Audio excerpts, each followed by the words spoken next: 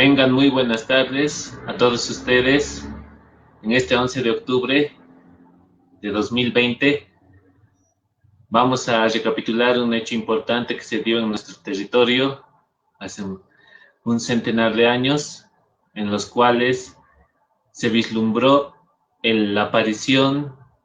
de un nuevo departamento al calor de una guerra, la cual significó que nuestro territorio iba a perder una extensión considerable de espacio amazónico, pero iba a ser importante porque era necesario sentar soberanía en aquellos espacios en los cuales no existía presencia del Estado, pero sí presencia de los ciudadanos y de la población boliviana. Es importante ver que el desarrollo de los hechos que acontecieron entre 1899 y 1904 dan pie a entender que existió un desarrollo importante en el norte boliviano, fundamentalmente en lo que son actualmente los departamentos de Pando y Beni. Es un importante hecho que se dio a conocer gracias a la explotación del caucho que iba a ser utilizado en la industria automotriz, que en ese momento estaba empezando a emerger como una de las principales industrias en Europa y en Estados Unidos. Para ello es necesario entrar en detalle y vamos a empezar nuestra charla del día de hoy haciendo también un homenaje a nuestras mujeres bolivianas, porque hoy también se conmemora el Día de la Mujer Boliviana en honor al nacimiento de Adela Zamudio, que fue una de las heroínas a finales del siglo XIX y principios del siglo XX, por demostrar que la mujer también tenía un sitio dentro de la intelectualidad, dentro de la política y dentro del quehacer de toda la sociedad. Por eso también hacemos nuestro homenaje a la mujer boliviana, dando pie a que existe en nuestro país importantes hechos que hacen que la mujer sea partícipe y tenga una presencia favorablemente importante en muchos de los acontecimientos políticos, económicos, sociales, culturales. Vamos a empezar con nuestra charla, que viene a ser parte de lo que es un estudio que se vino realizando desde que terminó la guerra hasta nuestros días. La Goma hizo un departamento. Esta charla, como se los había mencionado, es parte de un homenaje que se está rindiendo por ser hoy un día que se llegó a conocer como la Batalla de Bahía, en la cual la columna Porvenir, encabezada por Nicolás Suárez, y la población que vivía en ese entonces en las márgenes de los ríos Madera, Beni y Mamoré, pudieron hacer posible la presencia y sentar soberanía en nuestro territorio nacional.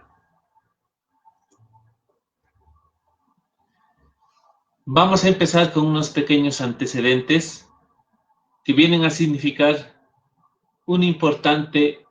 hito en lo que es el conocimiento de las tierras del Oriente. Estas tierras que vienen a significar una incógnita en cuanto al desarrollo mismo de nuestro país. Es una incógnita que se viene desarrollando debido fundamentalmente a la aparición de ciertos elementos como ser los recursos naturales renovables, como también los recursos naturales no renovables. Esta historia viene acontecida de un sinnúmero de problemáticas que se vienen construyendo desde el mismo momento en el que se consolidaron como espacios de desarrollo y de progreso integral.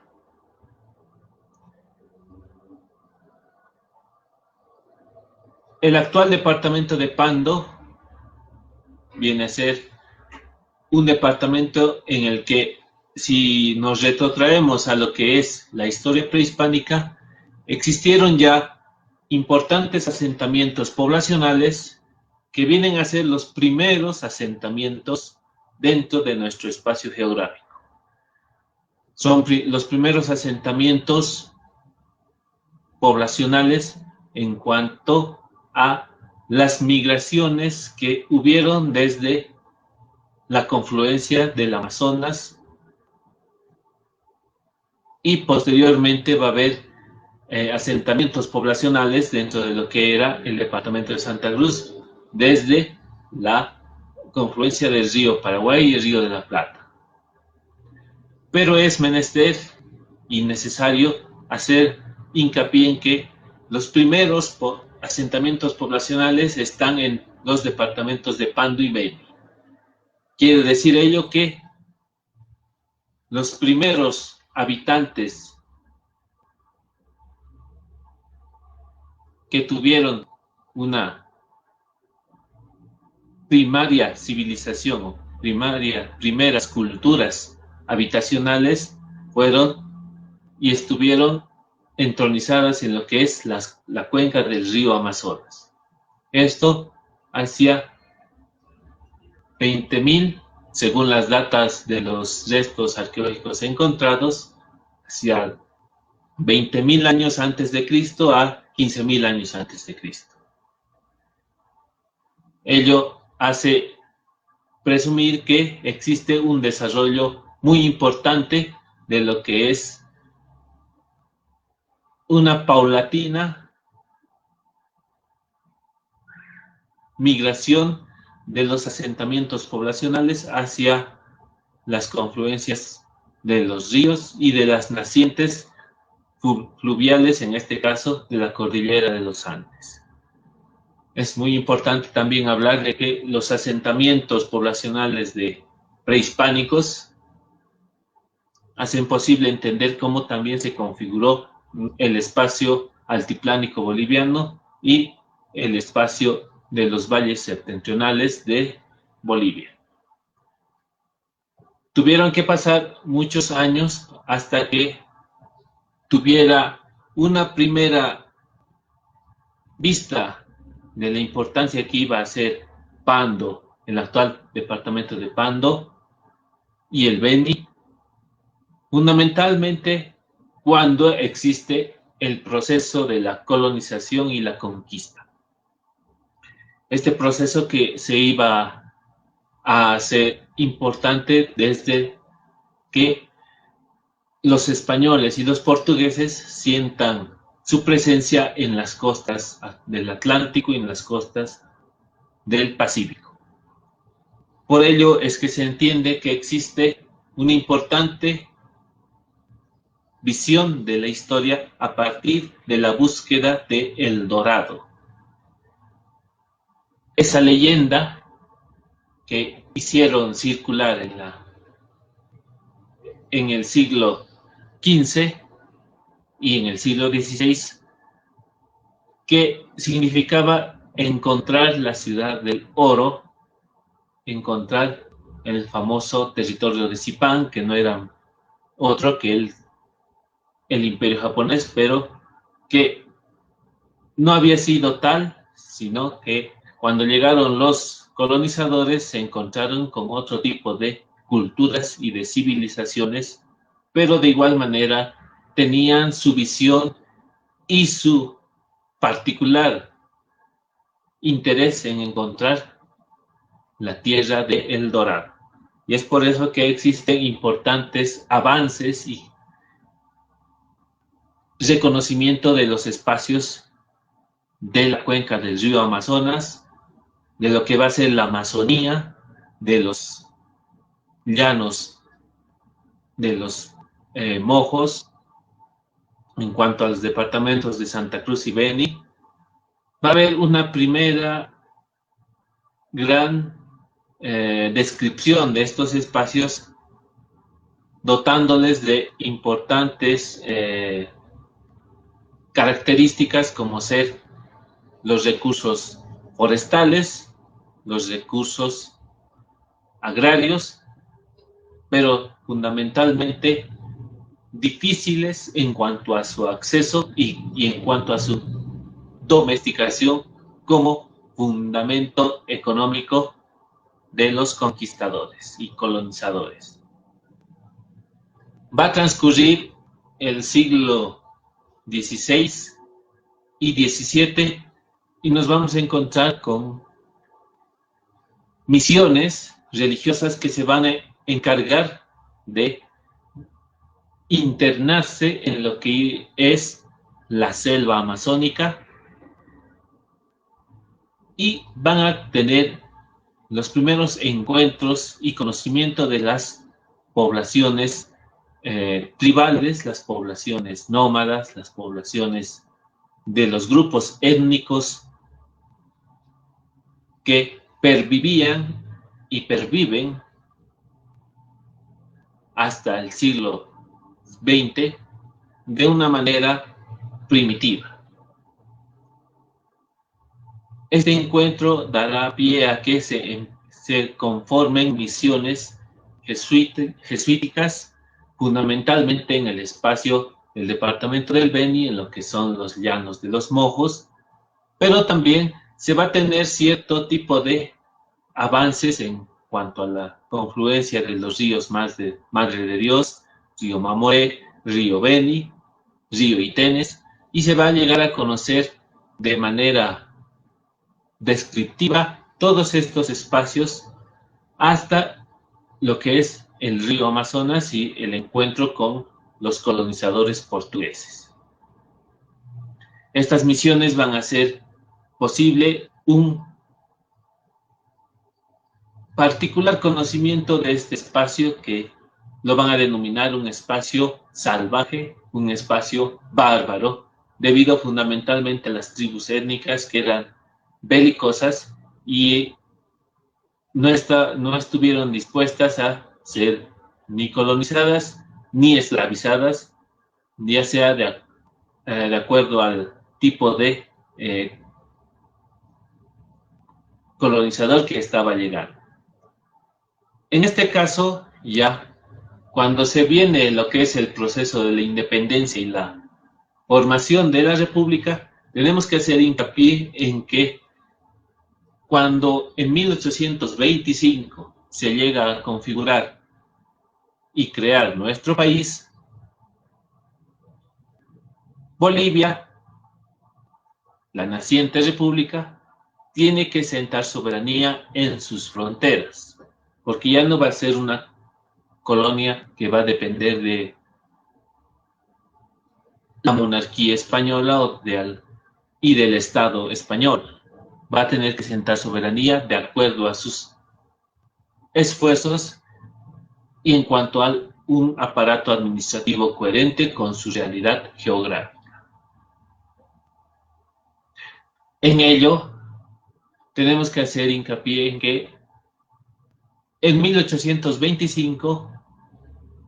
y paulatinamente van transcurriendo las décadas,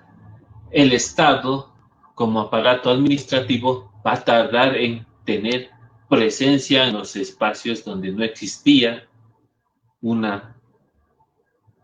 presencia administrativa. Y estos espacios van a ser los espacios de la Amazonía, de los llanos orientales, del Chaco y de la costa. En este caso, nos cabe puntualizar que la presencia en la Amazonía se va a circunscribir a los conocimientos que se tuvieron gracias a las misiones y gracias a los primeros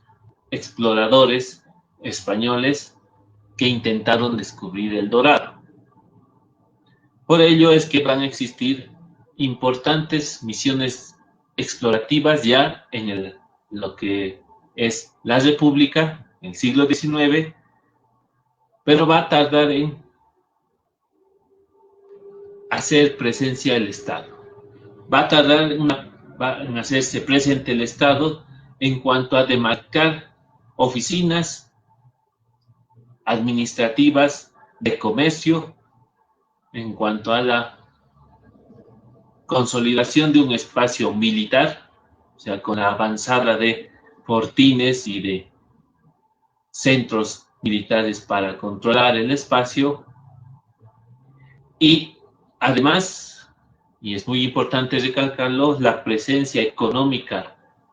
de la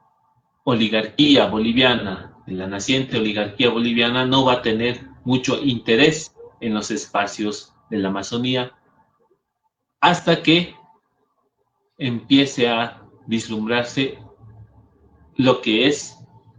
la exportación, en primer lugar, de la quina, que es la cascarilla, se lo conocía como la cascarilla y era el remedio para la malaria o el paludismo, que se lo conocía también en el siglo XIX. Va a ser importante el conocimiento ya de los primeros emprendedores, los primeros dueños y propietarios de importantes hectáreas dentro de la Amazonía, porque van a buscar lo que es la quina, el árbol de la quina, y posteriormente, cuando ya decae su exportación, va a aparecer el caucho. Estas economías de exportación que van a visibilizar lo que era invisible, hacen posible entender cómo es que el desarrollo de Pando va a tener una importancia a partir de la economía de exportación a nivel mundial y del requerimiento de importantes materias primas, en un primer momento como era la quina y en un segundo momento como lo fue el caucho.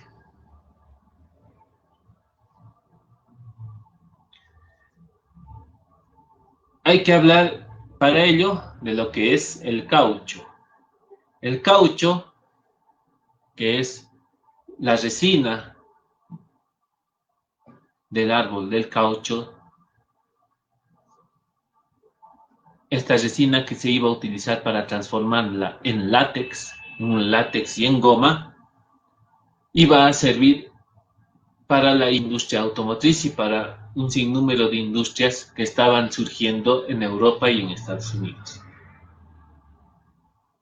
Pero antes de que sea importante el caucho, en 1842, bajo la presidencia de José Vallivian, se va a establecer primero la creación del departamento del Beni y la conformación y colonización de toda la Amazonía boliviana. Se van a dar importantes hectáreas a quienes estén interesados en explorar y explotar las riquezas de la Amazonía. Va a ser importante cómo van a empezar a surgir importantes oleadas migratorias de colonización hacia el oriente, en este caso hacia la Amazonía boliviana. Muchos buscando lo que iba a ser ya no el famoso dorado del periodo colonial, sino buscando cómo prevalecer en cuanto a un nuevo sistema económico. Y en este caso, si estamos en 1842, la exportación de la quina estaba en su auge y muchos de los que se iban a anotar como importantes comerciantes y dueños y propietarios de importantes hectáreas de tierra y de la selva van a generar una particular construcción del oriente boliviano, en este caso de la Amazonía. Para entender lo que iba a ser estos elementos, se van a dividir en dos sectores, al margen de un sinnúmero de actividades económicas que también habían en el en las márgenes de los ríos, en las afluentes del río Amazonas, van a aparecer y se van a identificar como los siringueros, los trabajadores del caucho, de la siringa, y los patrones, quienes eran dueños de casas comerciales y también de estacas gomeras. Las estacas gomeras eran cómo se beneficiaban de parte del Estado en cuanto a un determinado lote de tierra y de suelo con árboles gomeros, árboles de caucho. Es así que a partir de 1842 empieza la colonización de la Amazonía, tanto del Beni como del norte, del territorio del norte, que para finales del siglo XIX se lo va a denominar como el territorio de las colonias, territorio de colonias. Va a ocurrir un incidente importante relacionado a lo que es la economía de exportación y va a estar suscitado en buena medida gracias al gobierno de Mariano Melgarejo, que va a vender parte de lo que es el territorio del Acre, y una parte de lo que es las márgenes del río Paraguay, que está ubicado en el departamento de Santa Cruz, al Imperio del Brasil, justamente para generar un poco de dinero, de ingresos fiscales, y generar también otro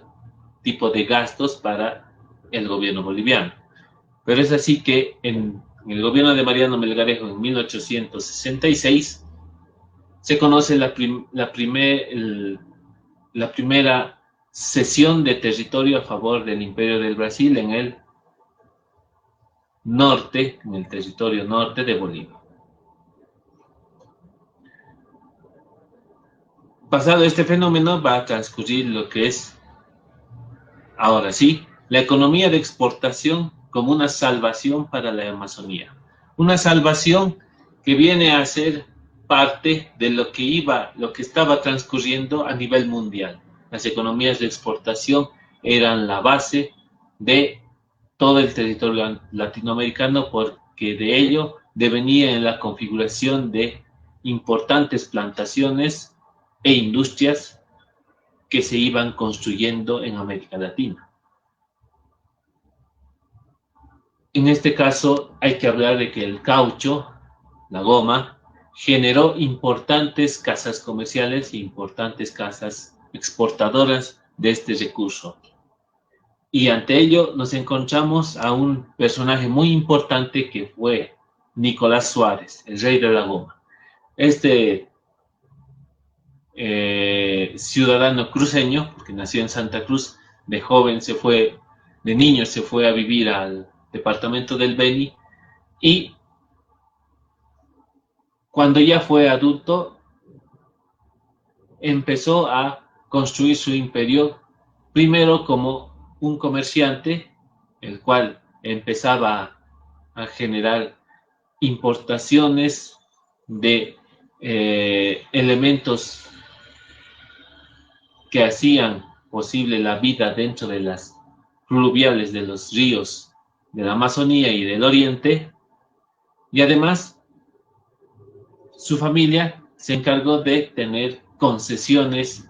de estacas gomeras en lo que era el departamento del Beni y el territorio de colonias. Nicolás Suárez fue un importante empresario ya para inicios del siglo XX y va a controlar toda la cadena operativa de lo que era la producción y exportación del caucho del territorio boliviano. Incluso se conoce que iba a lograr una importante alianza con otro importante empresario de la goma, como era Fitzcarraldo, era un empresario peruano. Iban a lograr establecer una gran compañía que iba a controlar todo el circuito económico comercial del caucho. pero debido a la guerra del Acre, este intento de asociación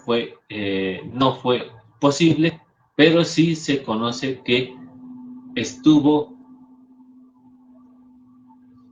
muy cerca de realizarse debido a las importantes negociaciones que se sostenía en los años de la guerra. Al hablar de lo que es una economía de exportación, tenemos que hablar también de lo que significaba esta economía de exportación. Al hablar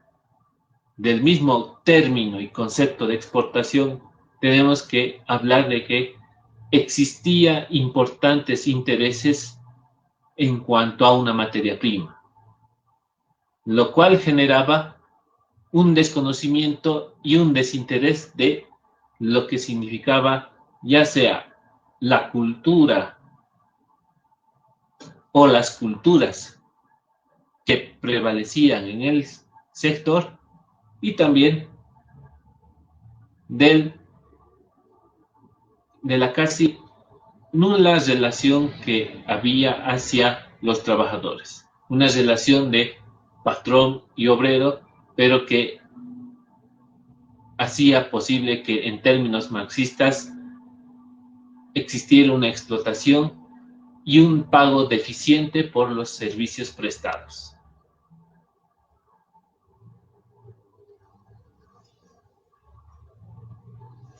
El Estado boliviano, para 1899, ya había transcurrido lo que era la Guerra del Pacífico y había mostrado ya la primera alarma en cuanto a sentar soberanía en espacios en los cuales no existía el Estado, por lo cual, en primer lugar, cuando en la década de los años 40 y 50 del siglo XIX se estableció que podía existir una colonización de la Amazonía, del Chaco y del Oriente boliviano, los bolivianos tenían que sentar esa soberanía, que significaba que la población que iba a colonizar era la encargada de sentar presencia para el Estado boliviano, para el gobierno. Claro que la colonización de la Amazonía y del norte de Bolivia fue particularmente un hecho muy difícil de establecer, pero no imposible. Se establecieron estradas gomeras. Estas estradas gomeras se las otorgaba a comerciantes adinerados, a caucheros. Fundamentalmente estos caucheros estaban de parte del lado brasilero, siringueros, que eran los mismos trabajadores, y, y en muchos casos, muchos de estos siringueros habían ido a colonizar, pero por la falta de recursos monetarios, se transformaron en trabajadores, hicieron posible que el territorio de colonias, el territorio del Acre, ya para fines del siglo XIX, fuera no solamente un espacio desconocido, sino ya formaba parte de la patria boliviana. En 1899, tras haberse también concluido la Guerra Federal, la pelea entre los poderes del norte y el sur, establecieron que se debían crear aduanas y puertos en las márgenes de los ríos Acre, Madre de Dios, Beni. ¿Para qué? Para controlar el flujo comercial del caucho. Y esto significaba crear ingresos fiscales para que el Estado pudiera pagar sus gastos. No quedó como en la Guerra del Pacífico, no iba a quedar esto fuera de los intereses de los propietarios brasileros. Es importante ver que no solamente hay que ver la conformación de estas aduanas y puertos, sino hay que ver que Bolivia, el gobierno boliviano, necesita tener un control económico de la exportación de uno de los recursos que estaba empezando a tener una importante presencia en los mercados mundiales. A razón de que el precio era muy importante, se establecieron aduanas y se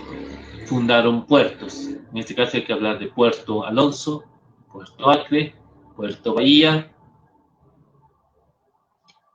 y un sinnúmero de aduanas en las márgenes de los ríos para sentar un control exhaustivo de los flujos económicos y comerciales. Este control fiscal generó también importantes peleas dentro de este territorio, ya que lastimosamente para Bolivia, en su mayoría eran colonizadores brasileños. Había presencia boliviana, pero no era en su mayoría, sino era en una minoría, pero tenía, por lo menos había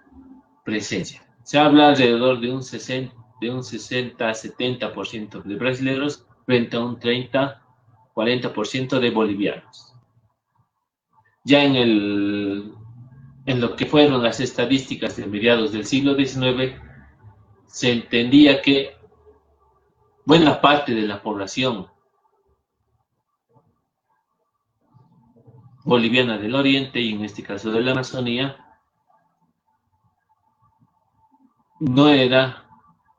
estaba dispersa y no era mayoritariamente localizada en las aldeas y en los poblados cercanos, sino estaba distribuida a lo largo de la selva amazónica.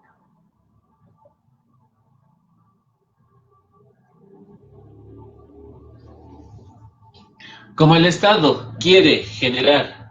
un control fiscal sobre este espacio, la población, en su mayoría brasilera, en este caso ya el territorio del Acre, va a estar y va a pretender generar inestabilidad, y no solamente hacia Bolivia, sino hacia el Brasil, hacia su propio gobierno. Esta población siringuera, que era parte trabajadora y también parte patrón, va a querer encauzar sus demandas y conformar un territorio libre, independiente de Bolivia e independiente del Brasil. Todo generado por los importantes precios que tenía el caucho a nivel internacional. Estos precios que hacen referencia a que cada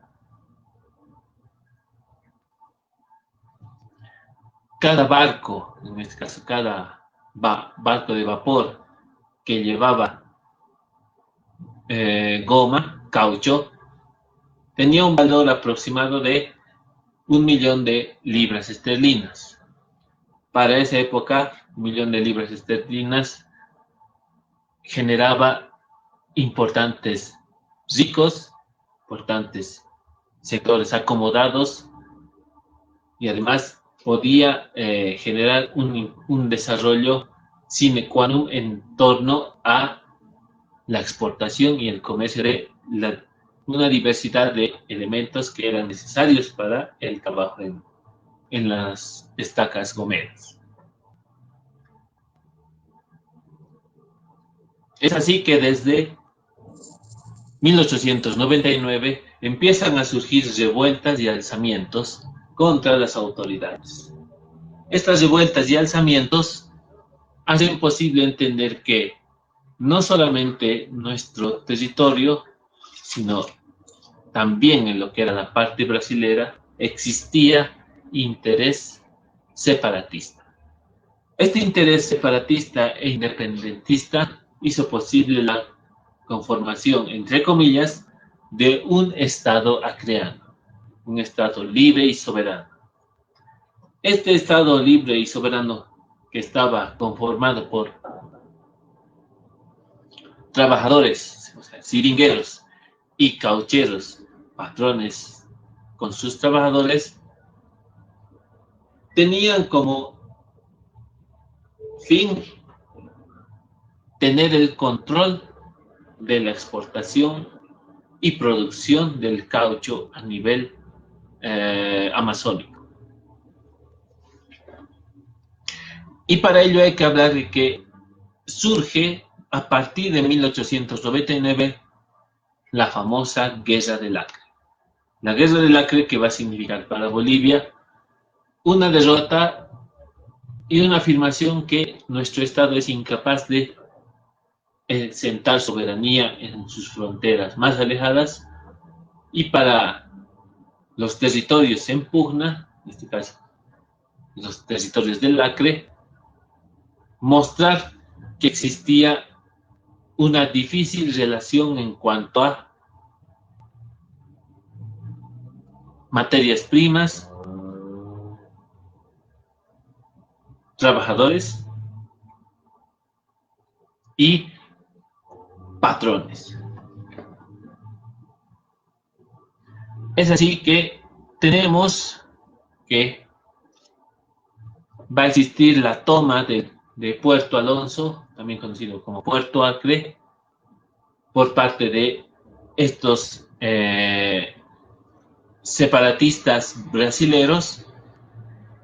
que también en ese momento se les conocía como los filibusteros. Se va a tomar Puerto Alonso, y las relaciones diplomáticas entre Bolivia y Brasil van a empezar a tener serias divergencias debido a la presencia masiva de estos elementos separatistas como eran los siringueros.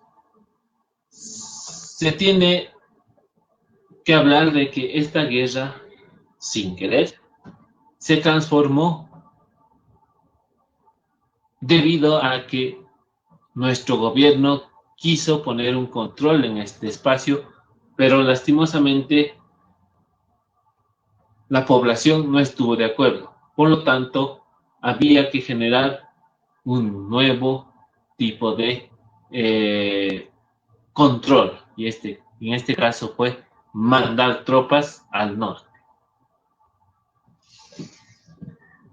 Para ello hay que hablar de que se tomaron las aduanas y se depusieron a las autoridades bolivianas, y se conformó durante un tiempo corto un Estado libre del Acre. Este Estado libre generó que existiera entre Bolivia y Brasil una pelea por sentar la soberanía, sentar una soberanía territorial. Y ello hay que hacer referencia a que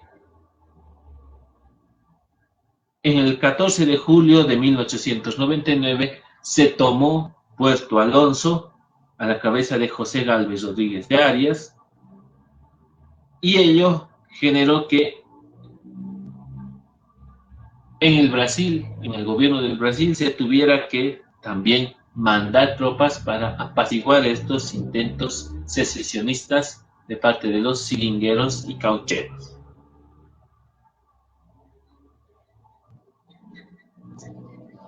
Para ello hay que hablar de que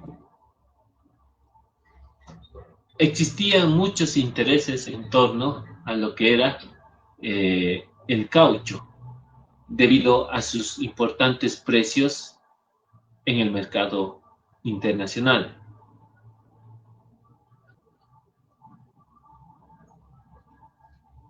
ello también genera que el presidente que estaba en Bolivia, José Manuel Pando, tuvo que llamar al ejército y tuvo que generar contingentes hacia el norte de Bolivia. Pero ante ello hay que hablar de que la exportación y el comercio continuaba en las márgenes del territorio de colonias. Continuaba la exportación del caucho, continuaba las transacciones comerciales y financieras. ¿Debido a qué? Debido a que los propietarios, los patrones caucheros, siguieron ejerciendo ese control monopólico sobre la producción y la exportación. Al margen de los problemas bélicos, los problemas con las autoridades, también existía en ese periodo, en estos años, la libre circulación de mercancías. Esto era una política tanto de Bolivia y como del Brasil, y ello porque la economía no tenía por qué estar dentro de los problemas políticos, y así lo entendieron sus propietarios. Pero no así los gobernantes, fundamentalmente en Bolivia, porque en Bolivia se tenía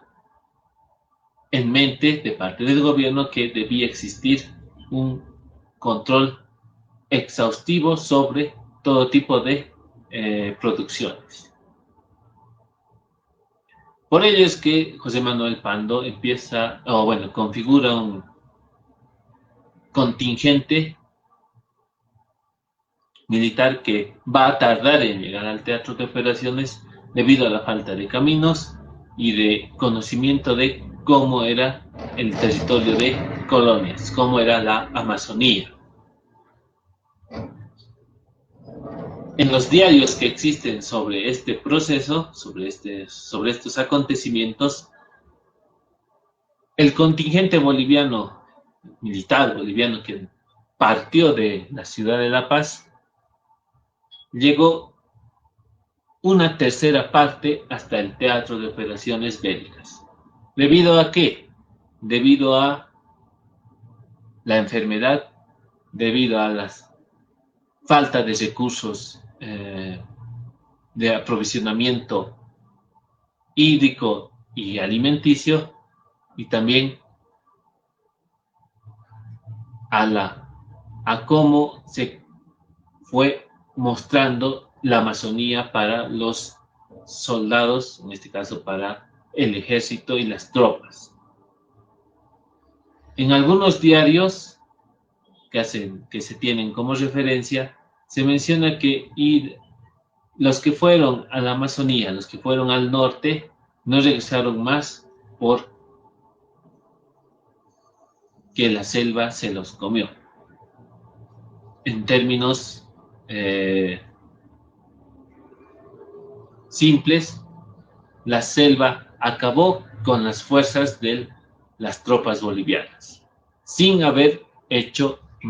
presencia,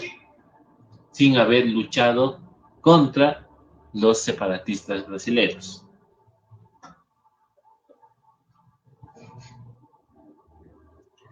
José Manuel Pando tuvo que aceptar que su ejército no estaba preparado, como no lo estuvo cuando él mismo participó en la Guerra del Pacífico, no estuvo preparado para esta contienda. Porque, en primer lugar, era una larga marcha hacia el norte, como por alrededor de 3 meses hasta llegar hasta Puerto Alonso, Puerto Acre, y retomar el control de las aduanas, hizo posible que todas las posesiones, todos los puertos que se habían ido conformando y las aduanas formadas en el Acre,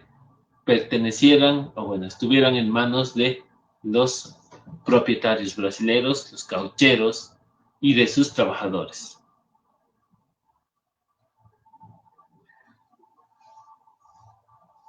Esta vez se tuvo que lidiar también en el ámbito diplomático, debido a que el Brasil, el gobierno del Brasil, entendió que de manera inteligente que los intereses centrados, o los que habían generado sus súbditos, sus ciudadanos brasileños en el territorio de la Amazonía, era debido a la exportación del caucho. Y por ello había que también sentar una soberanía y una presencia fuerte en estos espacios. Las relaciones diplomáticas, por ello, se van a tornar tensas hasta la firma de un tratado. Ante ello hay que hablar de que no solamente es hablar del tratado, sino también de las consideraciones que tuvo antes de la pacificación del territorio del Acre. Como les había mencionado, el ejército boliviano que partió de La Paz no llegó en su magnitud hasta lo que es Pando,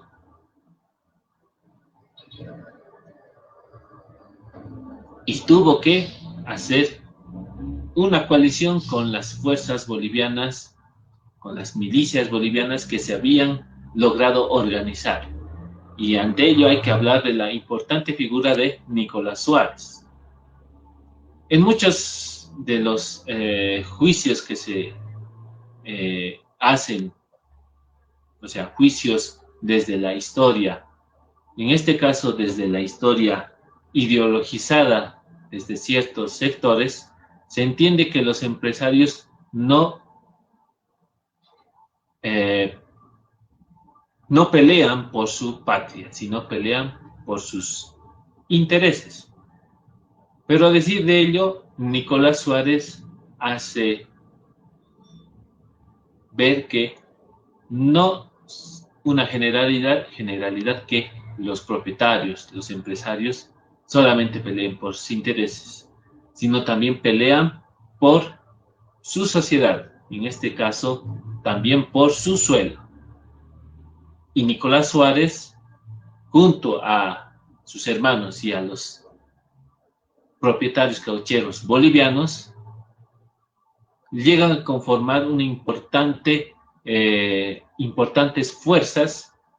que van a lograr parar el avance de los filibusteros brasileños, o sea, de los separatistas brasileños, ya que los separatistas brasileños estaban empezando a posesionarse de las márgenes de los ríos, como eran el Madre de Dios, el río Beni, el río Mamoré, estaban llegando ya al río Mamoré, y ello iba a significar la pérdida de importantes territorios, en primer lugar el territorio de colonias, como es el departamento de Pando, y también el departamento del Beni. Se organizan columnas, estas columnas que tienen una mezcla de trabajadores bolivianos, en este caso siringueros bolivianos, y población aborigen. Es una importante mezcla de elementos milicianos que van a hacer frente a las tropas brasileñas.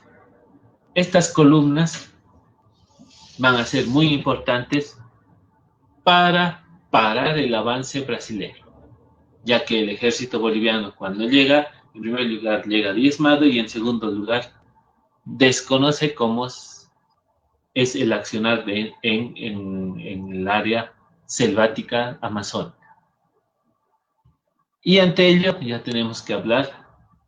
de la batalla de Bahía el 11 de octubre de 1903. 1900. Esta batalla de Bahía hace posible entender que no solamente Bolivia estaba siendo invadida por intereses separatistas, sino también ya se veía el peligro de una intervención armada de parte del gobierno brasileño. Y por ello hay que hablar también de cómo se hace posible entender que no solamente existen patrones, trabajadores o aborígenes, existe una importante presencia de lo que es hablar de una batalla en los ríos, en este caso en el río Madre de Dios, en el cual se hace referencia a importantes personalidades como Ismael Montes, como Lucio Pérez Velasco, como el indígena Bruno Racua. Una batalla que se tornó importante en este día, el 11 de octubre, debido fundamentalmente a la presencia de barcos de vapor y de la misma mercancía, de la misma mercadería que era el látex. El látex es también muy inflamable y llega a ser, si se acumula en importantes cantidades, un centro de combustión enorme. Y hacia ello apuntaron los milicianos de la columna del Porvenir, porque la batalla de Bahía el 11 de octubre se libró entre tanto tropas bolivianas, los siringueros, los caucheros, los indígenas, contra los separatistas brasileños. Y lograron hacerle frente gracias al que se tenía barcos de vapor como el Tahuamanu, y se llegó a incendiar las barcazas en las cuales existía látex y estaban siendo exportadas por los brasileños. Se perdió una importante cantidad de látex, pero se logró contener el avance brasileño. La columna Porvenir hace posible entender cómo existe la unión de clases sociales diferentes en torno a un solo interés. Y en este caso el interés era preservar la soberanía boliviana frente a los intereses extranjeros. Y Nicolás Suárez hizo posible, uno de los actores como fue él, esta defensa. Fruto de ello, posteriormente en la década de los años 20 van a existir importantes anotaciones de parte de su autoría que van a demostrar cómo se fue generando esta guerra y cómo se generó un interés en torno al caucho de parte de Brasil y de parte de Bolivia.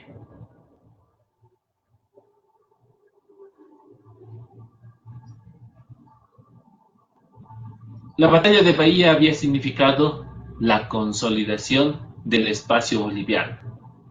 y por lo tanto Bahía, posteriormente, unas décadas adelante, se conformaría como la capital del departamento de Pando y se crearía el 24 de septiembre de 1938 con el gobierno de Germán Bucci. Pero antes de ello, para finalizar lo que era la guerra del Acre, surgió el Tratado de Petrópolis, en el cual Bolivia cedía 250.000 kilómetros cuadrados. Ya había cedido 250.000 con el gobierno de Mariano Melgarejo y cede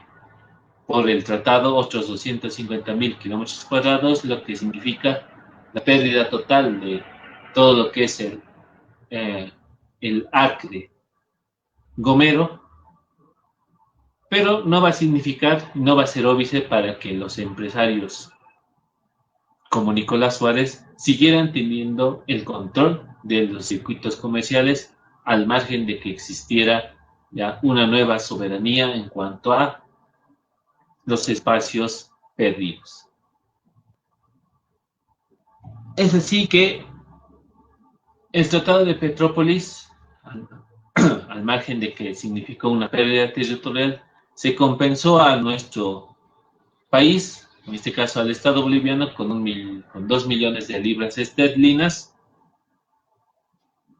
lo cual tenía que generar un desarrollo para el territorio de la Amazonía. Pero lastimosamente los gobernantes que devinieron después de José Manuel Pando hicieron uso de estos 2 millones en diferentes gastos administrativos, por lo cual Pando va a tardar en su consolidación y va a ser recién, como les había mencionado, en 1938, su creación como departamento. Ahora bien, la historia del caucho va a terminar en la década de los años 30 y 40, porque hábilmente los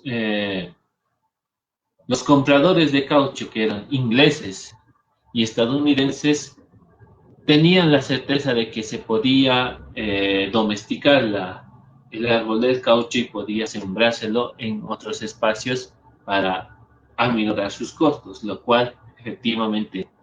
fue posible, con lo cual el caucho a partir de la década de los años 30 empieza a perder valor monetario, en este caso el caucho boliviano, el caucho y el caucho de la región de la Amazonía empieza a perder valor monetario frente al caucho que se estaba ya consolidando en la Amazonía, en Malasia y en el territorio de Indonesia, porque eran colonias inglesas, y estaba siendo ya producido en mayor cantidad y con una mayor calidad. Ello generó que la goma, caucho boliviano, ya no sea posible su exportación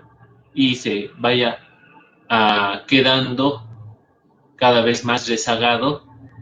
y además generaba socialmente que los trabajadores estaban empezando a migrar hacia otro tipo de producciones, y hay que hablar en este caso de la castaña, del ganado y de actividades comerciales diversas. Es así que Pando surge gracias al caucho, y el caucho hace surgir este departamento, y además genera también que exista una frontera que no se había consolidado, pues se consolida en primer lugar con la guerra del Acre y en segundo lugar con los colonizadores bolivianos haciendo frente a los invasores brasileños. Actualmente el caucho se lo sigue explotando, pero ya no es para exportarlo, sino es para usos más domésticos y más locales, porque hay que entender que el caucho ya se produce de manera sintética, ya no se genera desde lo que son los árboles. Por ello es que el norte de Bolivia se viene integrando a la economía, primero nacional, posteriormente mundial, gracias a la castaña, al ganado y también a un sinnúmero de productos como el café, el cacao, la exportación de maderas preciosas. Y es así que Pando, como un departamento, como el más joven de los departamentos, tiene mucho que mostrar todavía en cuanto a su diversidad económica y al trabajo que puede ser generado por sus pobladores. Tenemos ya que mostrar las conclusiones de esta charla, que es que, en primer lugar, las economías de exportación forzaron al Estado a sentar presencia. Si no hubieran sido estas economías de exportación, tendremos que hablar de que tal vez nuestro Estado hubiera perdido mucho territorio, no solamente en la Amazonía, sino también en el oriente, lo que es actualmente Santa Cruz, lo perdió con el Chaco, lo perdió con la costa, e incluso lo podría haber perdido en las regiones del altiplano. Pero como es posible entender que estas economías de exportación hacen que la población vaya por delante del Estado, los intereses comerciales estén por delante de los gobiernos, y no solamente es ver que estas economías se abren, sino también convergen hacia intereses que son en su mayoría generales para toda la población. Según la conclusión, el caucho fue importante para la colonización y soberanía boliviana. Un elemento como fue el caucho generó todo un circuito económico comercial. Generó la posibilidad de conocer nuestro territorio. Ante ello también hay que hablar de que en el siglo, a principios del siglo XX y finales del siglo XIX, no se conocía de la región amazónica boliviana. En el altiplano y en los valles solo se conocía su mundo. Solo se conocían las minas, solo se conocían los campos, solo se conocían las ciudades. En alguna medida se sabía de la costa, porque se la había perdido, pero nada más. El caucho generó que se pudiera conocer el norte y la Amazonía. Claro que no se va a conocerlo enseguida, sino va a ser un proceso largo de conocimiento de este espacio fundamental para nuestra economía, para nuestra historia y para todo nuestro desarrollo. Como tercera conclusión tenemos: las deficientes acciones estatales muestran un carácter conservador. Y ante ello hay que hablar de que, lastimosamente, las sociedades son conservadoras en muchos casos y hacen posible que sus gobiernos lo sean aún más. Y no pretendan crecer de parte de lo que es su sociedad, sino crezcan solamente en cuanto a cierto interés político. Si no hubiera sido la presencia del caucho, de los siringueros, de los patrones, tal vez este espacio lo hubiéramos perdido hasta muy entrado las estribaciones de las cordilleras, haciendo un parangón con lo que fue el Pacífico y el Chaco. Es una historia que se repitió y se repetirá, no se sabe, pero hay que ver cómo se van dando algunas características del pasado en nuestro presente. Como última conclusión, Pando posee la riqueza más importante, es su capital humano. Este capital humano es el más importante que lo posee Pando, ya que si no fuera ese capital humano no sería posible la inserción hacia un mercado interno, hacia un mercado nacional y la posibilidad de inmersión hacia un mercado internacional. Socialmente existe una confluencia de una diversidad cultural. Es un capital humano que en la historia se fue construyendo, se fue capitalizando y es una fuerza que actualmente debe ser construida de parte de toda la bolivianidad y además hay que hacer hincapié en que el norte siempre va a tener este capital humano que va a asentar esta soberanía frente a los intereses de las potencias extranjeras. Bueno, esta fue una charla muy importante que se dio a conocer y por ello, saludando de nuevo al departamento de Pando y a nuestros paisanos, a nuestros compatriotas que viven en el norte, los saludamos muy afectuosamente desde la Asociación de Profesionales en Historia y vamos a llegar a hacer un sinnúmero de charlas enfatizadas a muchos procesos y además encauzar a lo que es conocer todos nuestros espacios y todas nuestras realidades. Ver cómo se confluyeron en torno a determinados intereses y cómo se configuraron culturalmente nuestros espacios es tarea del historiador, es tarea de los historiadores para que esta sociedad también tenga un desarrollo más alentador y además consiga mejorar y dejar de lado muchos males que perviven y que se arrastran desde el pasado. Ha sido un gusto para mí. De nuevo saludo a mis hermanos pandinos en este día que lo están celebrando, a las mujeres bolivianas que también es su día, conmemorando al nacimiento de Adela Zamudio.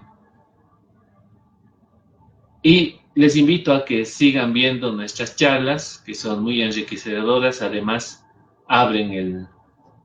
el tapete para el debate en estos momentos en los cuales todavía se vive un clima de pandemia a nivel mundial. Vamos a seguir con estas charlas y generando más conocimiento para que ustedes estén insertos en lo que es nuestra realidad y también conozcan todo lo que se viene desarrollando de parte de la historia y de los historiadores. Ha sido un gusto y conmigo sería hasta la siguiente charla. Muy buenas tardes.